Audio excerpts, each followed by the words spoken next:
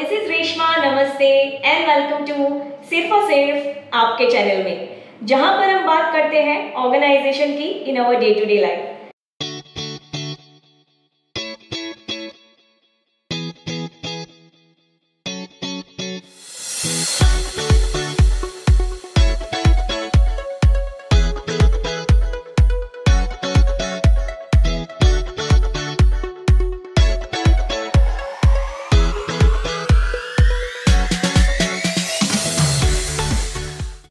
We have started with kitchen organization series, जहां पर हम बात कर रहे हैं काउंटर टॉप ऑर्गेनाइजेशन की। In the last episode we have seen the first 4 initial steps of counter top organisation.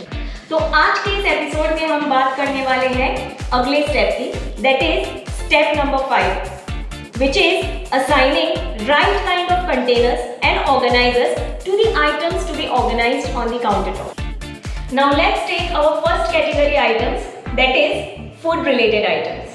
Under food related items I have salt, garlic, pepper, cooking oils and ghee. Now let's assign containers and organizers to these items. तो सबसे पहले हम लेते हैं salt, जो frequently use होता है हमारे काउंटर टॉप पे खाना बनाने में, and which I want हैंगी ऑन माई काउंटर टॉप। तो इसको स्टोर करने के लिए मैं सिलेक्ट कर रही हूँ air tight glass container, which is not very small and not too big also. It is medium size. Now एक चीज ध्यान में रखना, यहाँ पे जो भी चीज आप फ्रिक्वेंटली यूज करते हो काउंटर टॉप पे, उसके लिए try to avoid using very small containers, because you will have to refill it again and again very frequently, as well as try to avoid using very big containers on the countertop, because these containers has to match and adjust the countertop space. So the best way is to use medium size containers.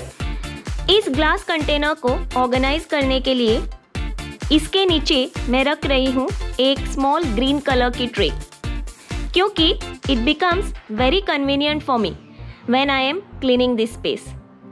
I have to just pull the tray and no need to disturb the container. And this green color tray with the salt in the glass container is really eye-catching. तो जब आप containers में इस तरह के items store करते हैं तो इसके लिए सेपरेट स्पून ज़रूर अलॉट कीजिए, and don't try to mix spoons from the other containers, so that whatever item is there in the container will remain neat and clean. Now always use transparent containers for storing such type of items, especially salt, sugar and tea powder, because when we store these items in the transparent containers, it is clearly visible to our eyes and our mind gets automatically prepared to refill it again, so that we don't delay it. Otherwise we keep on delaying to refill it again. Next list पे जो items हैं वो है cooking oils and घी। मैं different types of oils use करती हूँ, coconut oil, olive oil, groundnut oil and mustard oil, लेकिन मैं इन चारों में से सिर्फ 2 ऑयल्स ज़्यादा फ्रिक्वेंटली यूज करती हूँ काउंटर टॉप पे, that is olive oil and coconut oil. मैं मस्टर्ड ऑयल और ग्राउंडनट ऑयल ज़्यादा यूज़ नहीं करती हूँ, इसीलिए मैं इन दोनों ऑयल्स को काउंटर टॉप पे नहीं रख रही हूँ। So I want only this 2 oils to be handy on the counter top. Now let's assign containers for this oils, that is olive oil and coconut oil, and as well as the container for the ghee. Olive oil को store करने के लिए मैं use कर रही हूँ ये bottle container, which is very convenient to use और ये दिखने में भी बहुत अच्छा है। For coconut oil, I am not using this bottle container, but instead I am using this steel cylindrical container with lid. This is because coconut oil जो है ना solidify होता है cold climate में when temperature is low. So, bottle container with narrow opening is not suitable for this oil. तो ये आपको ध्यान में रखना है। आप इस टाइप के भी कंटेनर्स यूज कर सकते हैं।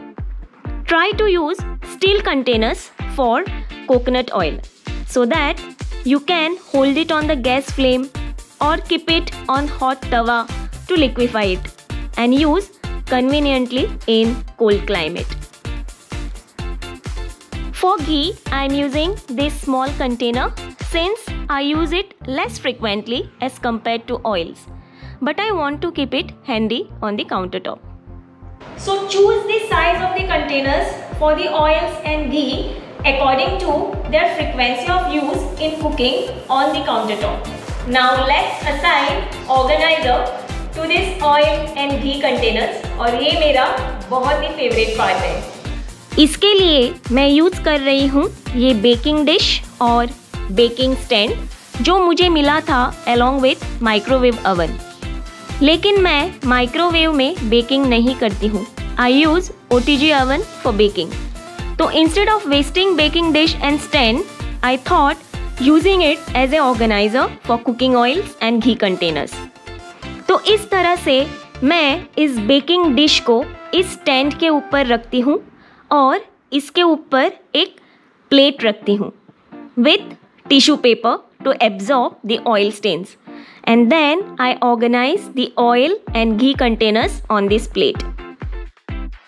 इसके नीचे जो एम्प्टी स्पेस मिलती है यहाँ पे मैं bowls containing left over food या कोई भी चीज़ मुझे काउंटर टॉप पे रखनी है जो इस स्पेस में फिट हो जाती है, इसको यहाँ पर रखती हूँ। तो ये एक शेल्फ की तरह काम करता है और इसकी वजह से मेरा counter top sticky oil and ghee stain से बच जाता है और इस एरिया को क्लीन करने में भी मुझे बहुत आसानी होती है।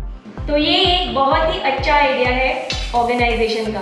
अगर आपके पास भी इस तरह की चीज़ें हैं और आप इन्हें यूज़ नहीं कर रहे हैं, then try to use them as organizers and don't waste your money in buying new and expensive organisers.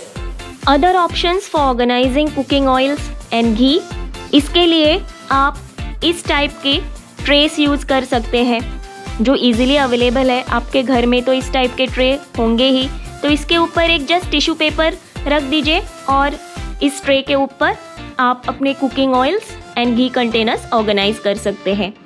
आप इस तरह के स्मॉल बास्केट्स भी यूज़ कर सकते हैं जो इजीली अवेलेबल है and which are very inexpensive, जो रीजनेबल रेट में अवेलेबल है मार्केट में। तो आप इस तरह के ऑर्गेनाइजर्स भी यूज़ कर सकते हैं। So these are other options for organising cooking oils and ghee containers.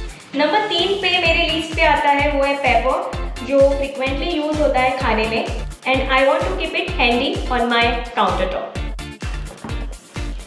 Paper के लिए स्टोर करने के लिए मैं यूज कर रही हूँ ये पेपर ग्राइंडर क्रशर। ये इस तरह का होता है। यहाँ पे पेपर को हमें यहाँ पे फिल करना होता है।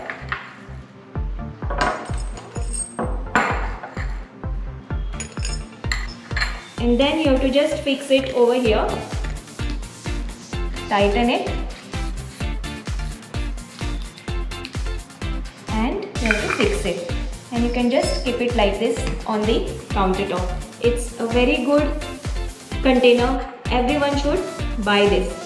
अगला आइटम जो मेरी लिस्ट पे है वो है गार्लिक, और गार्लिक को मैं काउंटर टॉप पे इसलिए रखना चाहती हूँ क्योंकि मेरे काउंटर टॉप पे बहुत ही अच्छी धूप आती है और garlic remains very very fresh in sun. That's the reason I want garlic on my countertop. अब इस garlic को organize करने के लिए and the container that I am using is this boat shaped container. As you all can see, this is a boat shaped container. Now why I am using this boat shaped container? Because garlic के लिए मैं ये boat shaped container use कर रही हूँ so that all garlic pods get exposed to the sun and remain fresh.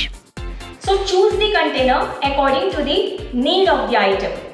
And if you find this information valuable for you, then definitely give big thumbs up to this video and don't forget to like, share and subscribe to this channel. So till then, bye bye, take care and see you in my next video. Stay organized, stay energized.